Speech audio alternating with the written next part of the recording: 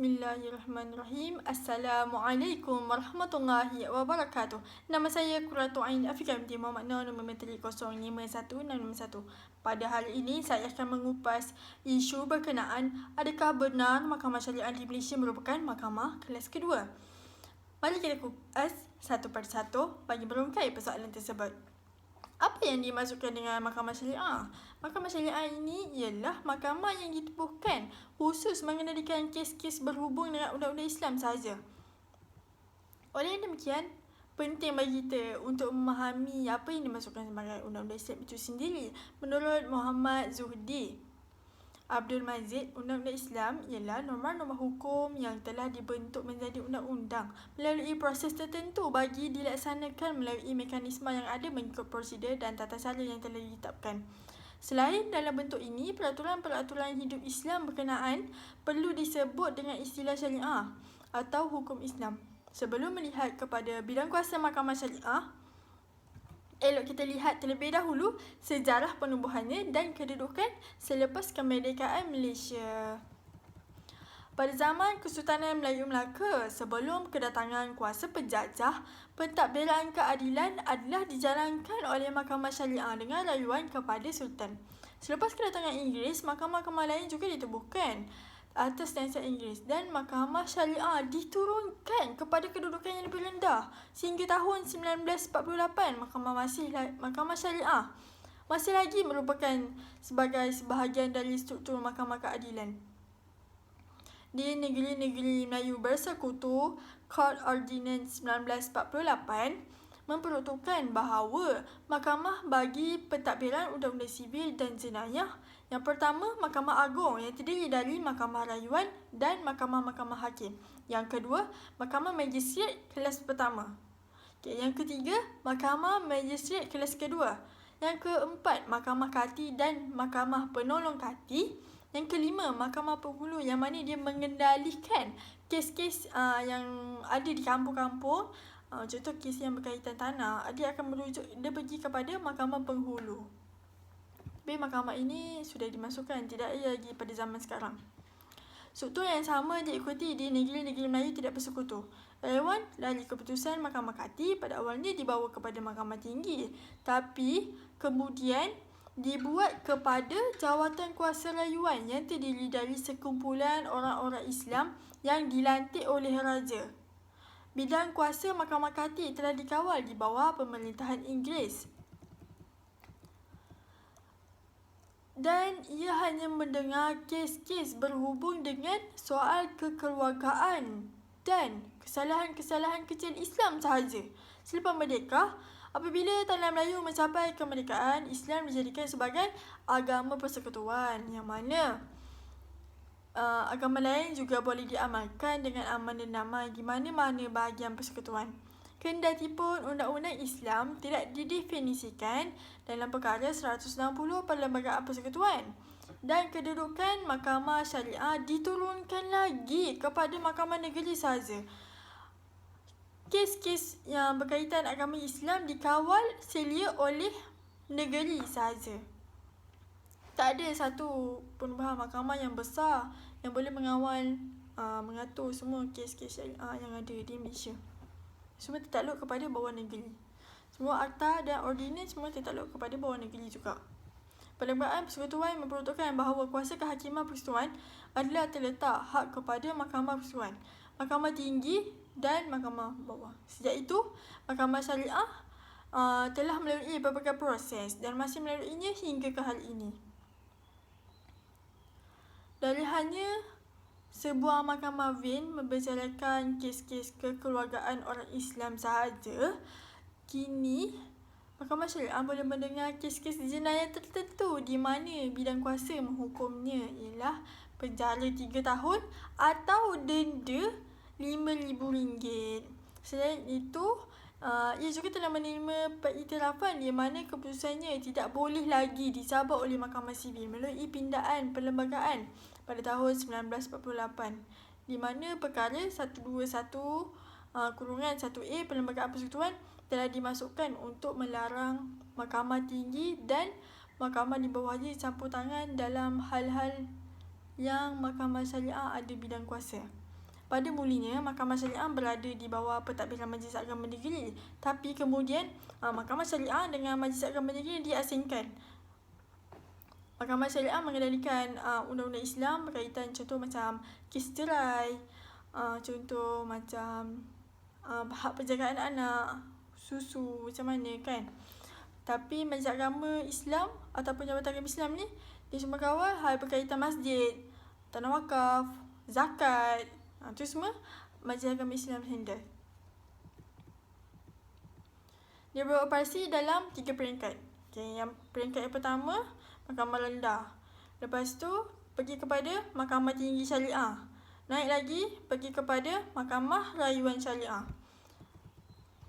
Mahkamah Syariah ini telah ditubuhkan di semua jejahan negeri-negeri di Malaysia melalui perundangan persekutuan atau negeri. Penubuhan di wilayah persekutuan dilakukan di bawah Akta Undang-Undang Pentadbiran Islam Wilayah Persekutuan 1994. Sementara di Malaysia, negeri-negeri di bawah enactment atau ordinan negeri. Ia tidak ditubuhkan di bawah perlembagaan persekutuan seperti mana Mahkamah Sivil, walaupun pada asasnya bidang kuasa adalah diperolehi dari Senarai 2 dalam kurungan Senarai Negeri Jadual ke-9. Dalam kes Mahkamah Syariah ini, pelbagai dakwaan yang mengatakan Mahkamah Syariah ini merupakan mahkamah kelas kedua. Betul? Kenapa dakwaan ini timbul? Okay, mari kita kupas sama-sama. Pada umumnya, saya simpulkan dakwaan yang menyatakan undang-undang syariah ini adalah undang-undang kelas kedua. Okay, yang pertama, dia mengatakan bahawa perundangan syariah hanyalah dibuat oleh negeri masing-masing. Oleh itu, kalau undang-undang negeri bertentangan dengan undang-undang persekutuan, jadi undang-undang persekutuan kan lagi besar dia mengatasi undang-undang syariah ini. Seperti yang termaktub dalam perkara 74 Perlembagaan Persekutuan. Oleh demikian, kalau ada persanggahan antara undang-undang negeri dan undang-undang persekutuan, maka undang-undang persekutuan akan menang. Sebab dia mengatasi undang-undang negeri. Undang-undang persekutuan lagi besar kan daripada undang-undang negeri. Jadi dia yang menang. Yang kedua, kenapa Mahkamah Syariah ni mahkamah kelas kedua? Sebab Mahkamah Syariah ditubuhkan oleh enactment atau Akta Pentadbiran, sedangkan Mahkamah Sivil ditubuhkan oleh Perlembagaan Persekutuan Malaysia. Oleh itu, taraf Mahkamah Syariah adalah lebih rendah dari Mahkamah Sivil. Ramai yang mengibaratkan Mahkamah Syariah ni lebih rendah dari tribunal bawahan saja. Tapi kalau kita dilihat, bidang kuasa jenayah Mahkamah Syariah, ia menjadi satu hujah untuk menasahkan golongan ini. Yang ketiga, kenapa Mahkamah Syariah ini mahkamah kelas kedua? Sebab mereka kata undang-undang syariah yang digunakan bertangan dengan perlembagaan, khususnya isu hak asasi manusia dan kesamarataan. Seperti yang kita tahu, di Malaysia ini merupakan Malaysia yang berbilang kaum. Bila berbilang kaum, jadi hak asasi manusia itu berbeza. Sebab kerana bimbingan agama. Tak semua di Malaysia ini merupakan umat agama Islam. Undang-undang syariah juga didakwa mendiskriminasi golongan-golongan tertentu, khususnya wanita, golongan LGBT dan mengungkung orang Islam. Mereka ini liberalisme. Bila mereka menggunakan akal fikiran bahawa golongan LGBT ni LGBT je, tak ada apa-apa pun. Perempuan setakat perempuan, kawan dengan perempuan, lelaki kawan dengan lelaki, tak ada benda pun. Macam juga kita, lelaki dengan perempuan, jadi benda tu macam normal bagi dia orang. Sebab di barat jadi trend kan LGBT ni.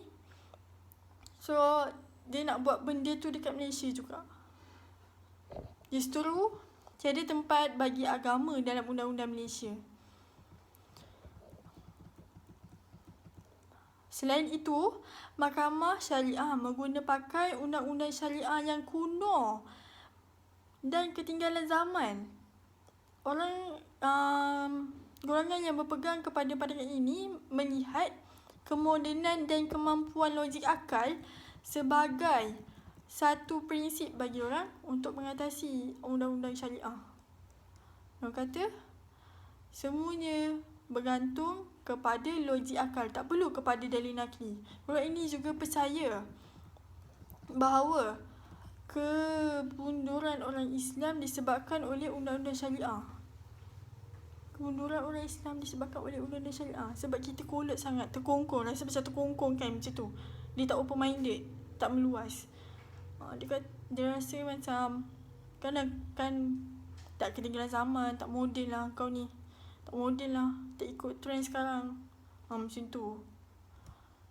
Patutnya kita sebagai umat Islam tak perlu pun benda-benda macam tu. Sebahagian juga mencari justifikasi berdasarkan maqasid syariah, masalah musalah dan prinsip-prinsip lain yang memberi ruang untuk tidak menggunakan pakai syariah secara harfiah. Dia memutabelikkan dalil tersebut. Dia dah guna logik akal, lepas tu dia memutabelik. Macam sekarang kan, siapa tu, Siti Kasim. Dia kan liberalisme. Dia macam betul, semua benda boleh. Penganjing boleh, macam-macam lah benda yang kita sepatutnya tak boleh buat, tapi dia kata boleh. Benda tu sebenarnya tak betul.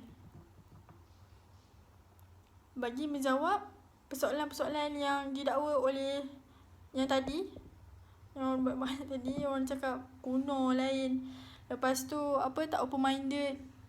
Untuk menjawab persoalan ini, yang pertama, saya akan menjelaskan bahawa di dalam menentukan undang-undang mana yang mengatasi atau perlu dipakai, kita perlu melihat kepada hal perkara tersebut, bukan mengikut pihak yang membuat undang-undang. Dia kata tadi, undang-undang syariah dibuat oleh negeri. Lepas tu, tapi dalam mahkamah sivil dibuat oleh persekutuan. Bila mahkamah sivil lebih tinggi daripada persekutuan, bila mahkamah sivil lebih tinggi daripada mahkamah syariah, mahkamah syariah kan negeri. Dia rasa macam persekutuan berhak menentukan segala-galanya. Tapi dalam hal ini sebenarnya kita bukan mengikut siapa yang membuat undang-undang tersebut, persekutuan ke negeri ke, tak kisah pun. Tapi kita tengok perkara yang berlaku sekarang ini dapat diperhatikan seperti dalam penghakiman yang diputuskan dalam kes Sun Sai Bikar Singh v Perkim pada tahun 1992, kes Latifah binti Mat Zain lawan Rosmawati binti Sharibun tahun 2007, kes Lina Joy lawan Majlis Agama Islam Persekutuan dan ORS. Kesemua kes-kes tersebut menunjukkan bahawa kita perlu melihat kepada hal perkara berkaitan dalam menentukan undang-undang mana yang mengatasi. Jikalau hal tersebut adalah mengenai wakaf umpamanya, maka undang-undang syariah mengatasi undang-undang sivil dalam perkara tersebut. Tetapi jika hal perkaranya jatuh dalam hal perkara sivil seperti perbankan, maka undang-undang sivil yang terpakai. Pendapat persekutuan, dia membenarkan undang-undang syariah wujud dan dipertahankan malah dalam keadaan negara menghadapi darurat di mana semua undang-undang digantung pelaksanaannya. Undang-undang syariah masih kebal terpakai walaupun semasa darurat. Ini merupakan suatu manifestasi bahawa undang-undang syariah bukan kelas kedua, tapi mempunyai banyak keistimewaan sehinggakan dalam keadaan darurat pun perundangan syariah masih utuh. Terdapat banyak juga undang-undang kuno yang lain tetapi tidak dipolitikkan pun, seperti contoh dalam Seksyen 3 dan Seksyen 5 Akta Undang-Undang Sivil 1956. Enactment itu telah memperuntukkan ke negeri-negeri Melayu tak bersekutu oleh Ordinan Undang-Undang Sivil 1951. Pada tahun 1956, pemakaian common law dan kaedah-kaedah equity bagi seluruh persekutuan tanah Melayu telah dilaraskan oleh Ordinan Undang-Undang Sivil 1956 pada tahun 1972. Pada tahun 1972, ordinan itu telah disemak dan diperluaskan ke Sabah dan Sarawak. Apakah Seksyen 3 tersebut? Seksyen 3 Akta Undang-Undang Sivil memperuntukkan yang pertama, perkara 1, melainkan ada ubahsuaian yang telah dibuat atau akan dibuat oleh undang-undang bertulis yang berkuat kuasa di Malaysia, Mahkamah hendaklah Malaysia Barat, yang pertama, Malaysia Barat atau di mana-mana bahagian daripadanya memakai Common Law England dan kaedah-kaedah equity seperti yang ditadbirkan di England pada 7 April 1956. Manakala di Sabah memakai Common Law England dan kaedah-kaedah equity bersama dengan statut-statut pemakaian am seperti yang ditadbirkan atau berjalan kuat kuasa di England pada 1 Disember 1951.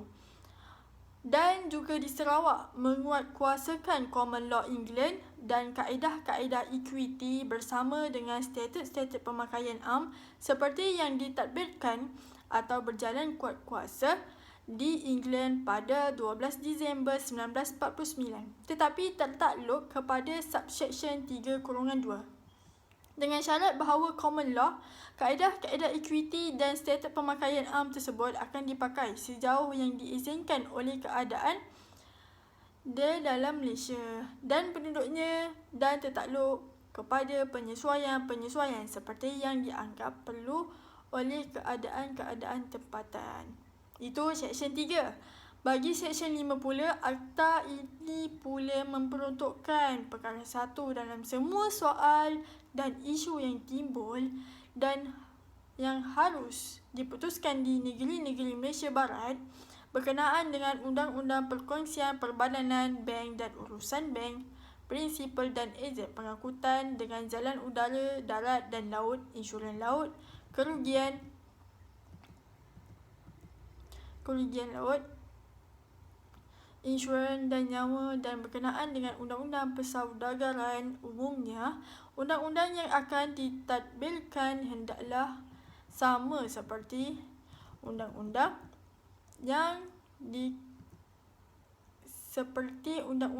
ditadbirkan di England.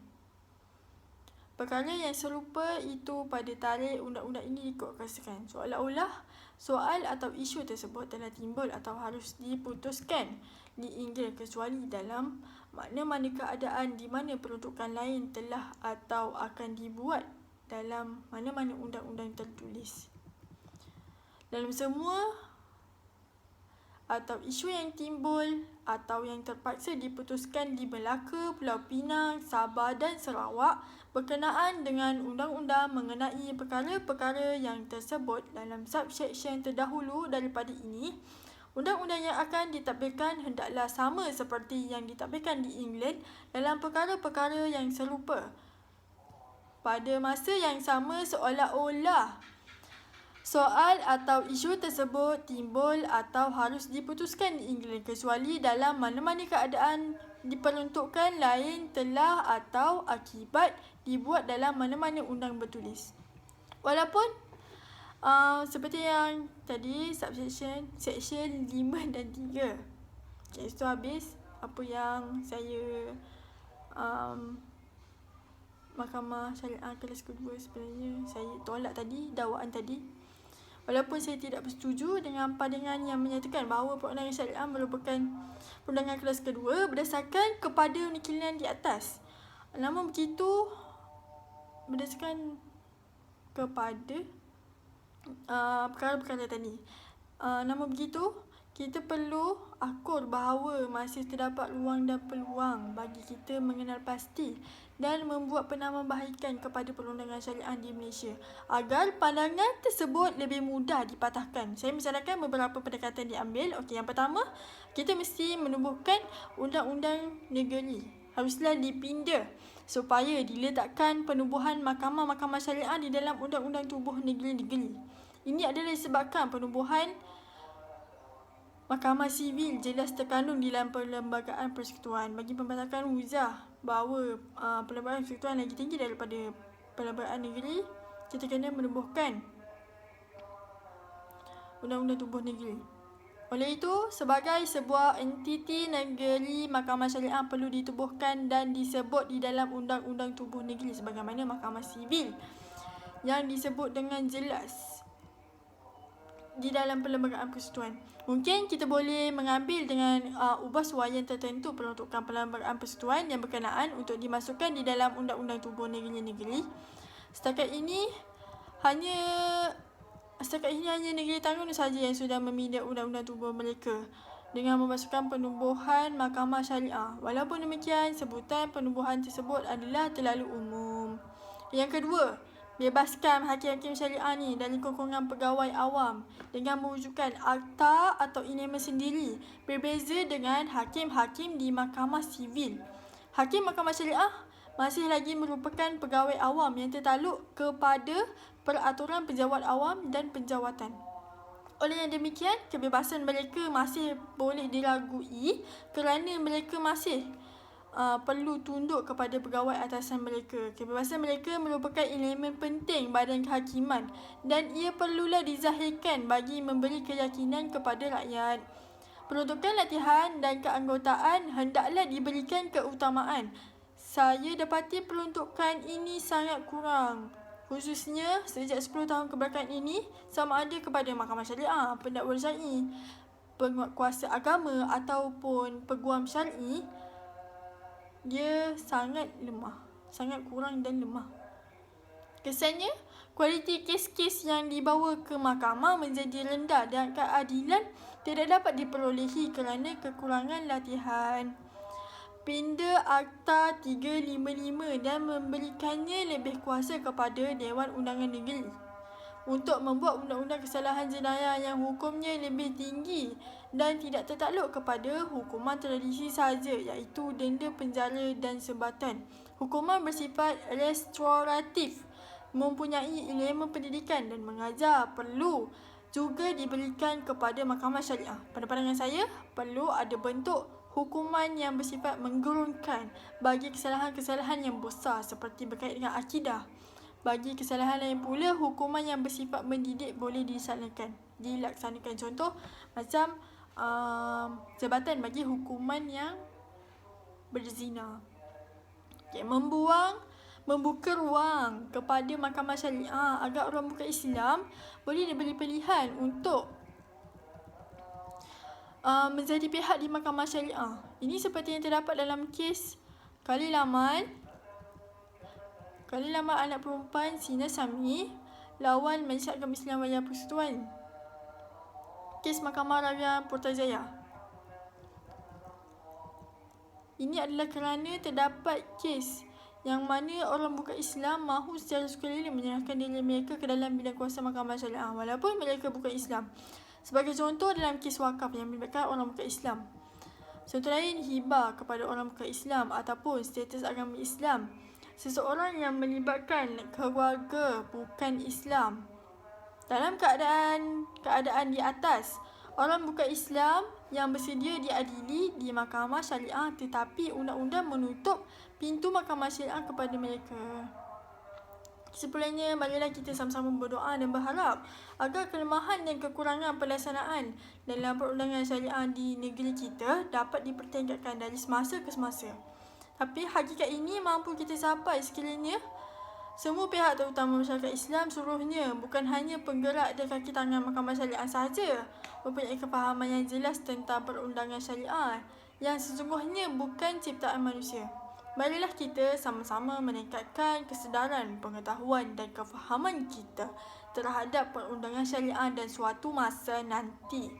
Semoga perundangan syariah di negara kita dapat dimartabatkan sebagai suatu sistem perundangan Islam di Malaysia.